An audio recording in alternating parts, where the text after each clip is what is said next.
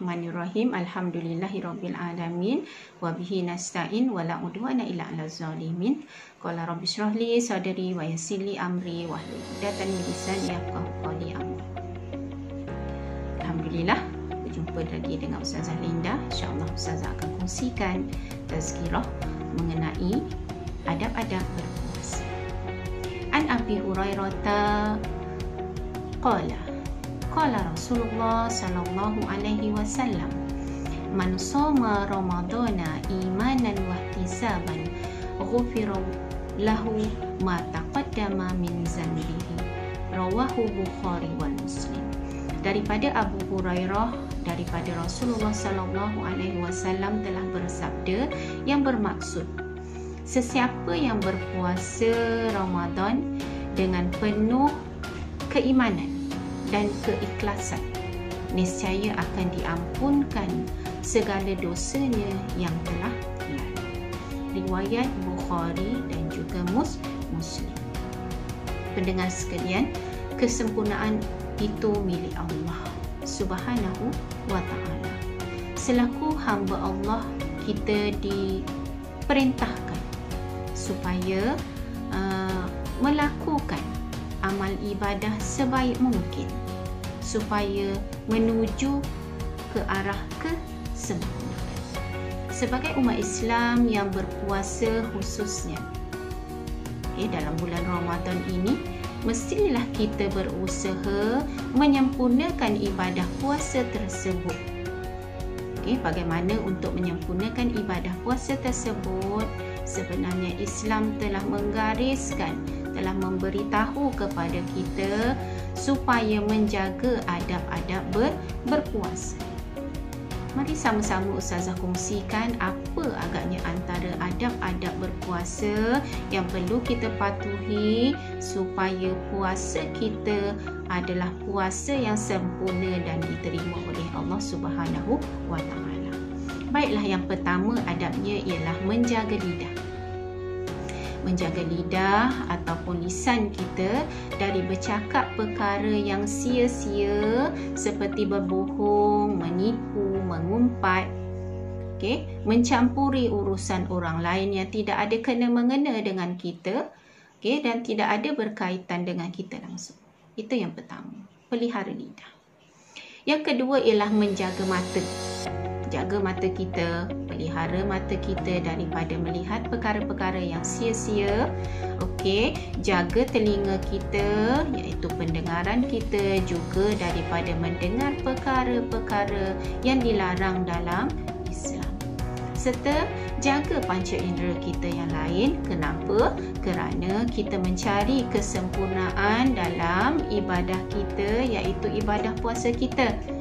Seandainya kita tidak menjaga mata, tidak menjaga telinga, tidak menjaga pancara indera yang lain, bimbang kesempurnaan, ibadah puasa kita itu tidak mencapai tahap yang dikehendaki oleh Allah Subhanahu wa ta'ala. Yang ketiga adabnya yang Ustazah kongsikan ialah menjauhi perkara haram dan syubhah. Apa maksud syubhah? Syubhah ialah yang kita ragui. Yang kita ragui sama ada halal ataupun haram, terutamanya yang berkaitan dengan makanan untuk kita berbuka dan juga bersahur. Sangat perlu kita titik beratkan. Yang seterusnya adab yang ini Ustazah kongsikan, adab yang keempat ialah jauhkan diri daripada perkara maksiat dan sia-sia. Jauhi diri daripada perkara maksiat dan sia-sia, sebab sebagaimana yang kita tahu, perkara maksiat dan sia-sia inilah yang merosakkan pahala ibadah berpuasa kita. Adab yang keempat ialah mengurangkan tidur. Sama ada pada waktu siang ataupun pada waktu malam, kurangkanlah tidur. Kerana banyak tidur akan menyebabkan kita terlepas daripada melakukan ibadah-ibadah sepanjang bulan Ramadan. Sedangkan kita tahu sepanjang bulan Ramadan ini Allah lipat gandakan pahala seandainya hamba-hambanya mengerjakan pelbagai ibadah. Hatta kita bernafas pun dikira pahala. Okey, seterusnya adab yang keenam, mengawal keinginan diri. Okey, bila disebut mengawal keinginan diri ini, bolehlah kita fokuskan dekat sini sama ada mengawal nafsu makan ataupun nafsu yang sebaliknya. Okey, dalam mengawal nafsu makan dan minum, kita pasti bulan puasa inilah kita saksikan pelbagai aneka juadah yang ada. Tak salah kita membeli, tetapi jangan sampai menimbulkan pembaziran. Adab yang ketujuh ialah mengutamakan hal-hal ibadah.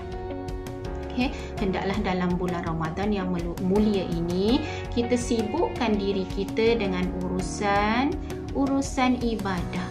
Berbanding dengan urusan-urusan duniawi, lazimi diri kita dengan berzikir, membaca Al-Quran dan pelbagai ibadah yang lain. Adab yang ke-8 suka Ustazah kongsikan dekat sini ialah mempraktikkan amalan sunat. Banyak amalan sunat yang kita dapati yang boleh kita lakukan dalam bulan Ramadan, dan terdapat juga amalan sunat yang tidak ada di bulan-bulan lain. Contohnya ialah solat sunat tarawih. Di samping solat sunat tarawih, kita juga boleh mempraktikkan amalan sunat ketika berbuka puasa. Contohnya melewatkan bersahur, menyegerakan berbuka, berbuka dengan buah tamar atau kurma dan sebagainya. Adab yang terakhir untuk Ustazah kongsikan di sini ialah memenuhi malam. Memenuhi malam kita dengan solat berjemaah, solat tarawih, solat witir, solat malam seperti solat-solat tahajud. Bukan setakat 10 malam yang terakhir untuk kita kejar atau cari Lailatul Qadar, tetapi sebolehnya untuk sepanjang bulan puasa ini, dan diharapkan berterusan kita memenuhi malam kita dengan solat-solat sunat yang berkaitan untuk malam-malam lain, bukan setakat di malam bulan Ramadan sahaja. Sama-sama kita berdoa dan berharap moga Ramadan kita, andai kata Ramadan ini Ramadan yang terakhir untuk kita, biarlah Allah menerima segala amal ibadah yang kita lakukan pada bulan Ramadan ini. Mudah-mudahan madrasah Ramadan ini berjaya membentuk hati kita, hati-hati yang terikat dengan Allah, hati-hati yang dekat dan rapat dengan Allah. Yang baik itu datang daripada Allah, kekurangan dan kelemahan itu adalah dari diri saya sendiri. Aku lupa lihat sama